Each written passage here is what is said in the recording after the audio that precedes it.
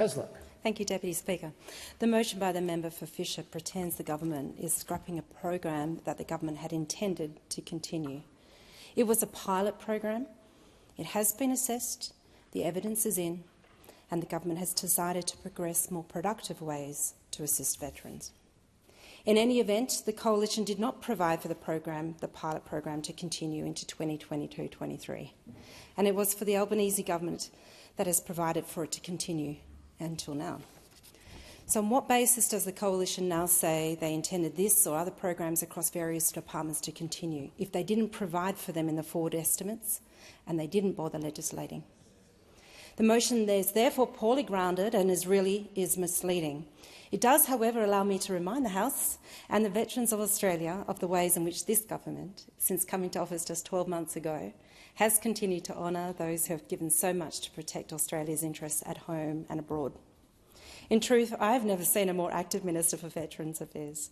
I take any opportunity to relate to the RSLs in my electorate of Hasluck, being the sub-ranches at Bassendean, Bellevue, Chidlow, Ellenbrook, Kalamunda and Mundaring, just how much the government has been doing for our veterans.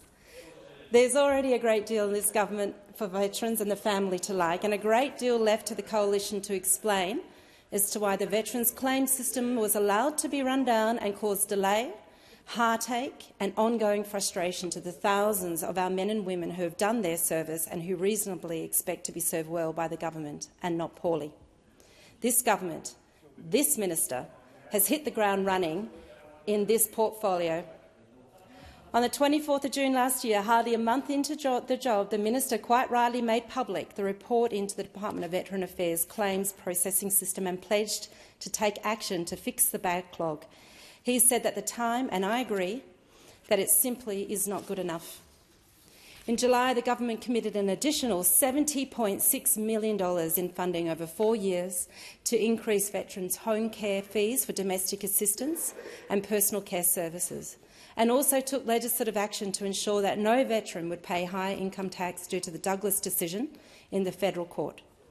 In August, $22 million in funding to provide psychiatric assistance dogs to veterans living with post-traumatic stress disorder and $33 million to extend access to free medical treatment for veterans. Back in October last year, the government invested $537.5 million in the Department of Veteran Affairs, including 500 new frontline staff to address the compensation claims backlog and deliver faster decisions for veterans and families, the modernisation of the IT system of the department to improve the claims processing service, addressing long-standing complexity in the legislative claims regime, providing for better modelling for future better services, 10 more veterans and families hubs, a new veterans employment program, and an increase in the total and permanent incapacitated payments supporting 27,000 of our most vulnerable. Additionally, in the May budget, the government invested $64.1 million to further eliminate the claims backlog left to this Labor government by the Coalition. A further $254.1 million over 4 years, building on the October budget, to modernise and secure the department's IT systems, and $500,000 with ongoing funding to extend the Defence Veterans and Family Acute Support Package to grandparents who are full-time carers for grandchildren being children of veterans, and $2 million to continue the mental health literacy and suicide intervention training program.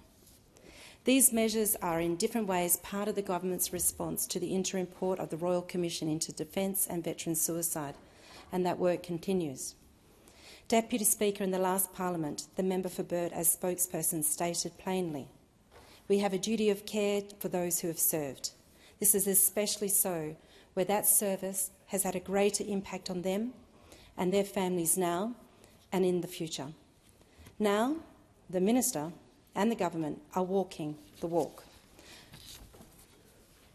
I thank the member for Fisher for the chance to outline the significant contrast between the Albanese government's keen interest in and tangible support for our veteran community and the lazy and insufficient care taken by that previous government.